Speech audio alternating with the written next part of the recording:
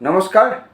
আজি আকৌ মই শ্ৰী ভাস্কৰ কুমাৰ শৰ্মা অধিবক্তা গুৱাহাটী উচ্চ ন্যায়ালয়ে আপোনালোকৰ সন্মুখত উপস্থিত হৈছোঁ আইনৰ এটা বিষয়বস্তু লৈ।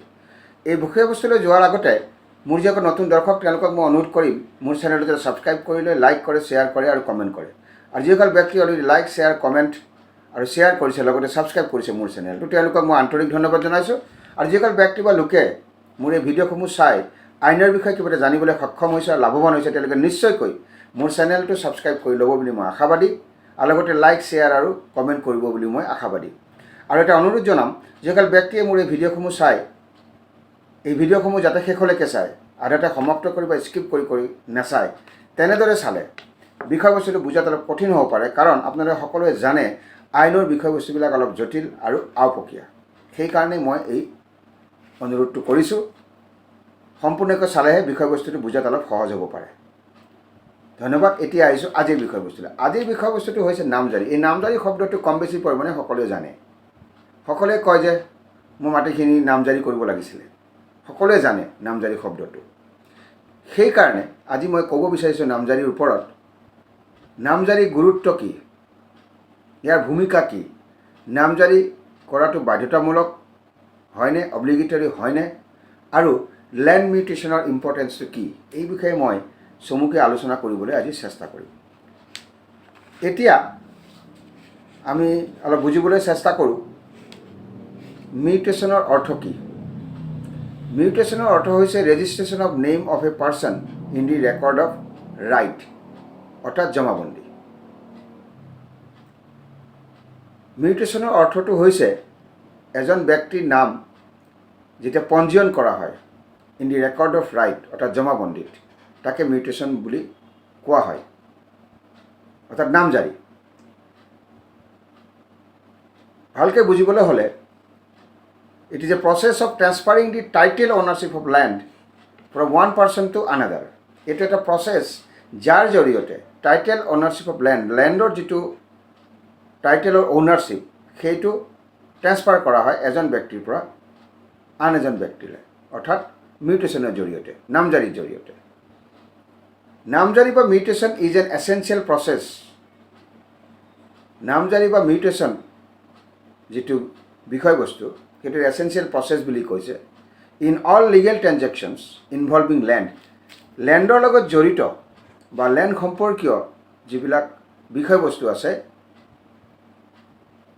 আৰু এই বিষয়বস্তুবিলাক অৰ্থাৎ লেণ্ড সম্পৰ্কীয় যিমানবিলাক আদান প্ৰদান হয় বা লিগেল ট্ৰেঞ্জেকশ্যন হয় ইনভলভিং লেণ্ড, তেনেকুৱা ক্ষেত্ৰত mutation is an essential process বুলি কৈছে। Through mutation or through mutating a land a person will acquire the rights of the land. মাটি নামজাৰিৰ জৰিয়তে এজন ব্যক্তিয়ে মাটিডোখৰৰ ওপৰত ৰাইটটো যিটো আছে সেইটো অধিকাৰ কৰে, অৰ্থাৎ একুৱাৰ কৰে। And the property details will be updated, সম্পত্তিখিনিৰ যিটো ডিটেইলছ সেইখিনি আপডেট কৰা হয় in the revenue record, jamabandi, যাক আমি জমাবন্দী বুলি কওঁ। অৰ্থাৎ মোৰ নামটো নামজাৰি হ'ল এটুকুৰা মাটিৰ সংক্ৰান্তত। নামজাৰি হোৱাৰ লগে লগে সেই মাটিডোখৰৰ ওপৰত যিটো ৰাইট, সেই ৰাইটটো মই একুৱাৰ কৰিলোঁ, আৰু প্ৰপাৰ্টি যিটো ডিটেইল সেইটো আপডেট কৰা হ'ল ইন দি ৰেভিনিউ ৰেকৰ্ডত, অৰ্থাৎ জমাবন্দী। গতিকে নামজাৰি আৰু মিউটেশ্যন বুলি ক'লে সহজ ভাষাত আমি এনেকৈ বুজোঁ। আৰু এটা কথা মনত ৰাখিব, mutation can be done by way of sale, mortgage, gift, inheritance. এই মিউটেশ্যন যিটো শব্দ বা নামজাৰি, সেইটো কেন বি ডান কিদৰে কৰা হয়, বাই ৱে অফ চেল, চেলৰ জৰিয়তে, মৰ্টগেজৰ জৰিয়তে, গিফ্টৰ জৰিয়তে আৰু ইনহেৰিটেঞ্চৰ জৰিয়তে। মনত ৰাখিব, দি এনুৱেল পাট্টা লেণ্ড যিবিলাক আছে কেন নট বি মিউটেটেড, নামজাৰি নহয়। এনুৱেল পাট্টা যিবিলাক লেণ্ড আছে এইবিলাক নামজাৰি নহয়, can not be mutated except by mode of inheritance. মনত ৰাখিব। এতিয়া নামজাৰিটো বাধ্যতামূলক হয়নে, অব্লিগেটৰী হয়নে নহয়, এই বিষয়ে মই অলপ কৈ থওঁ। ইট ইজ অব্লিগেটৰী, অৰ্থাৎ অব্লিগেটৰী বুলি কৈছে, on the part of every proprietor, অৰ্থাৎ স্বত্বাধিকাৰ বা মালিক, land holder, mortgagee succeeding to any state or share there in an state whether by transfer or inheritance. এইটো বাধ্যতামূলক বুলি কৈছে ল্যান্ড মিউটেশ্যনটো on the part of every proprietor, যিমানবিলাক মালিক আছে বা মালিকী স্বত্বাধিকাৰী আছে, ল্যান্ড হোল্ডাৰ আছে, মৰ্টগেজী আছে, succeeding to any state or share there in an state whether transfer or inheritance. উত্তৰাধিকাৰী সূত্ৰে হওক, ইনহেৰিটেন্সৰ জৰিয়তেও হওক বা ট্ৰেন্সফাৰৰ জৰিয়তে হওক, যদি আপুনি মালিকী স্বত্ব পাইছে, ল্যান্ড হোল্ডাৰ হৈছে, মৰ্টগেজী হৈছে, তেতিয়াহ'লে আৰু যদি পজেশ্যন পাইছে তাৰ ওপৰত, তেতিয়াহ'লে 6 মাহৰ ভিতৰত নামজাৰি আৰু অৰ্থাৎ মিউটেশ্যনৰ কাৰণে এপ্লাই কৰিব লাগিব।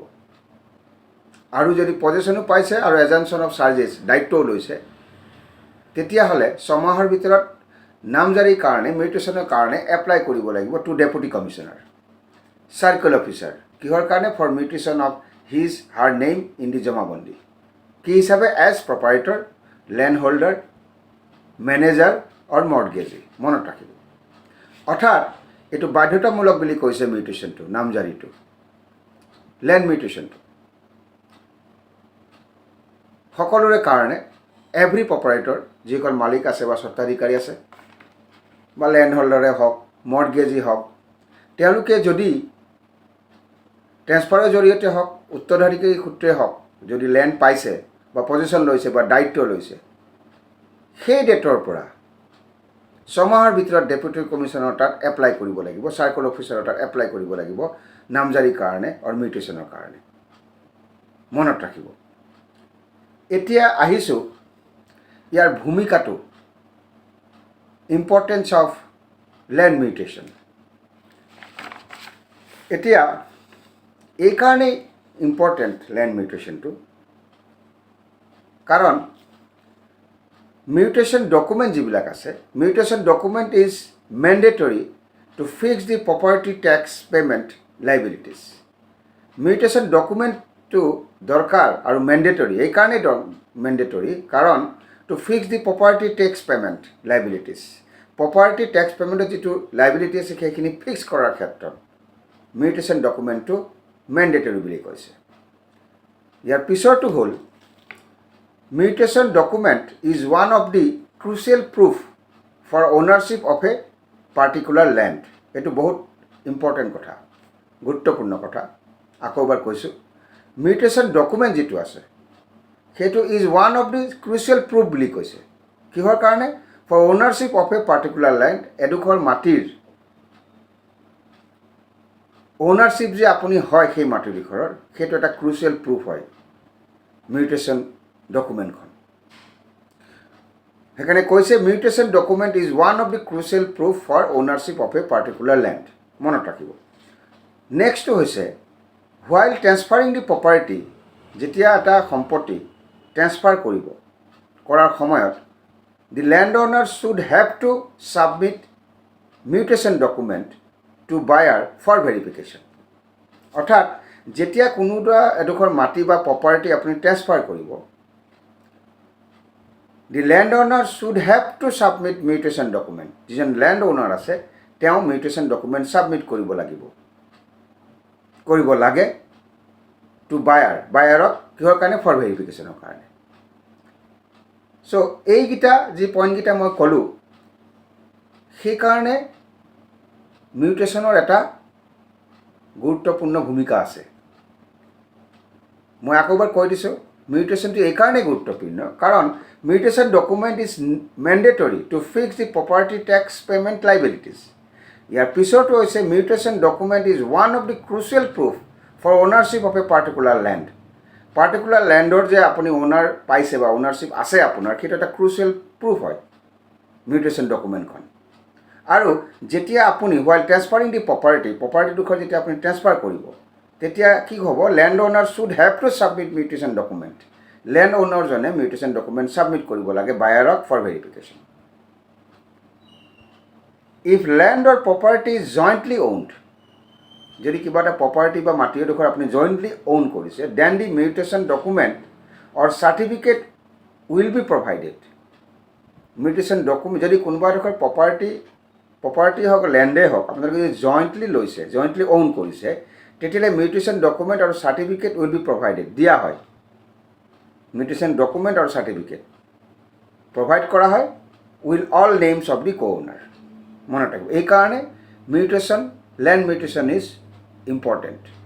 গতিকে এই আলোচনাৰ পৰা আমি কি গম পালোঁ বা কি বুজি পালোঁ? এই আলোচনাৰ পৰা কেতবোৰ বস্তু স্পষ্ট হ'ল।